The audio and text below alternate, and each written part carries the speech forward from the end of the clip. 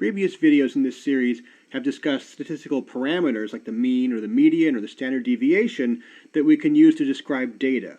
This video instead covers methods that are used to determine uncertainty in those parameters, especially uncertainty in our estimate of the mean. So this question arises because we're using samples to estimate characteristics of the broader population. So for example, we use the sample mean, x bar, to estimate the true but unknown population mean, or mu. So how can we quantify the uncertainty on our sample mean? Is it a really precise estimate of the population mean, or is it an uncertain estimate of the population mean? So to illustrate this, let's first imagine that if we want to estimate uncertainty, let's say that instead of just having one sample, we actually have many samples taken independently from the population. So we have our population and we take a sample and we calculate the mean of that, and we take another sample and we calculate the mean of that sample. So each of those samples has its own mean value, and those sample means will be distributed around the true population mean, which in this case is 3. So for example, the mean of sample 1 might be 2.81, let's say. The second sample might have a mean of 2.94, the third one 3.13, and so on for all of the many samples taken from the population. So the histogram here, the green bars, shows you the distribution of those sample means.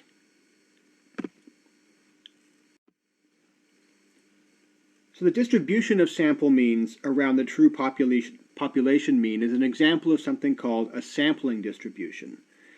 A sampling distribution is the distribution of a calculated parameter, like the mean. It's not the distribution of raw data. It's not the measurements that you made. It's parameters, like it's a whole bunch of different means if you had done many random samples from the population. So you'll see sampling distributions in a few weeks when we discuss resampling methods later in the quarter.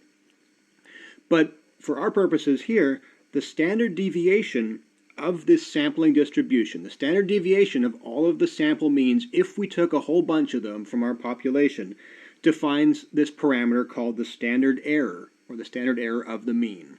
So the standard error is this measure of uncertainty in the mean. So, the sampling distribution is nice and all, but of course you don't actually have many independent samples from the population. You just have one sample usually. Fortunately, the standard error of the mean can be estimated from the raw data itself. You just use this formula, standard deviation divided by the square root of sample size. And I won't get into the math of where this formula comes from, but it is sort of intuitive, and it does make sense intuitively at least. If the standard deviation is larger, that means that the raw data is much more variable. And if the raw data is more variable, then its mean is probably not as good of an estimate of the population mean. Likewise, the sample mean will be a more reliable estimate of the population mean when you have more data points. When the sample size n is larger, the standard error will then be smaller. So just a reminder, standard error measures how accurately the sample mean estimates the true population mean. Standard deviation, which you've heard about before, is a measure of the scatter or the variability of sample data around the sample mean itself. So even though they both have standard and they can be confusing sometimes, they're very different parameters. We use one, the standard error, to estimate how good our sample mean is, and we use standard deviation to describe the distribution or the scatter of our data. So there's one other thing that we can do with this sampling distribution. So again, hypothetically, if you have many independent samples from the population, the sampling distribution of the means here, which is this histogram of data, follows something called a normal distribution. And I've used this term in class, and I've been talking to you occasionally, but this is, I think, the first time that we're introducing it in the videos. So the normal distribution, also called a Gaussian distribution, has this classic bell shape, or this bell curve shape, which is what you see in the histogram here. It's a very widespread and useful probability distribution, and it'll feature prominently in later videos, as we'll talk about it more. The normal distribution is a continuous probability distribution described by two parameters. It has a mean and it has a standard deviation. I won't go into a lot more details about it right now, but it does have one extremely useful feature.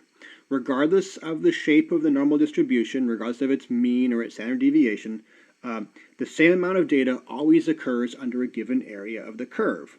So about 2/3 or 68.3% of your observations will be within plus or minus 1 standard deviation of the mean.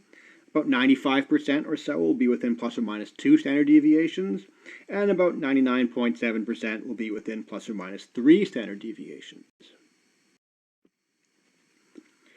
So remember that the sampling distribution of means, if we had randomly chosen a whole bunch of samples from the population and calculated the mean of each one, follows a normal distribution. So what that means is that about 2/3 of the means will fall within 1 standard deviation of the population mean on the sampling distribution, 95% within 2, and so forth. So the standard deviation of the sampling distribution is the same thing as the standard error of the mean. So that means that 68.3% of sample means should fall within 1 standard error of the true population mean. And you can calculate population mean from, or you can calculate standard error, from the standard deviation sample size of your data. About 95% of the sample means should fall within 2 standard errors of the population mean, and so forth. So this is the basis of something called a confidence interval. You can calculate any confidence interval. You can calculate a 50%, a 75%, but the standard concept is a 95% confidence interval. And so if the data follows a normal distribution, 95% of the sample means would fall within 1.96, slightly less than 2, standard errors of the true population mean. So this is a 95% confidence interval. So we would often just we would calculate a sample mean and then the 95% confidence interval on that sample mean. So the correct way to interpret a confidence interval is this. So if you took many random samples from the population, like we hypothetically did to generate our sampling distribution in previous slides, 95% of the confidence intervals on those means would include the true population parameter, which is in this case is the population mean mu. So here's how confidence intervals are used in practice. Imagine that we calculate a mean value of 1 per mil or part per thousand for, say, carbon isotopes in seawater in the Atlantic Ocean. Given the data that we have, we can calculate the standard error because we know the standard deviation and the sample size, and we can then calculate the 95% confidence interval on that sample mean. And it tells us it's between 0.3 and 1.6 parts per million, or parts per thousand.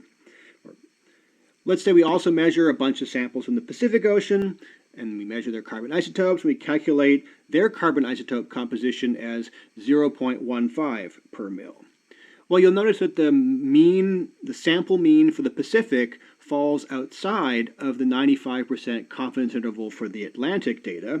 And so because of that, it's unlikely that the two groups come from the same population, and we can infer a significant difference between the carbon isotope composition in the different oceans. So basically, we would say this is not likely. If they came from the same population, our 95% confidence interval on that sample mean at least is 0.3 to 1.6, so they're probably not the same.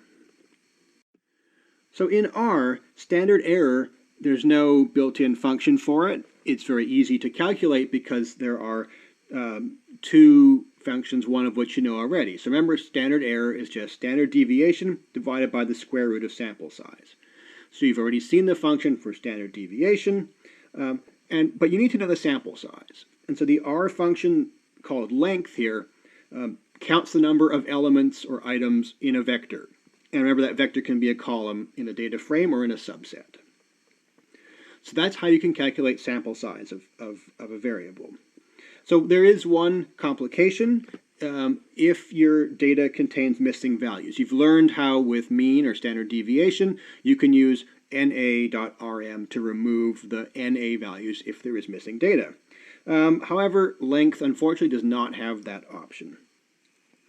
So you will need to use a separate function, this function called na.omit, on your numeric vector to remove any NA values if you want. So you got to be really careful about this, because if you remove the NAs when you calculate the standard deviation, you also have to make sure to do the same thing with the length.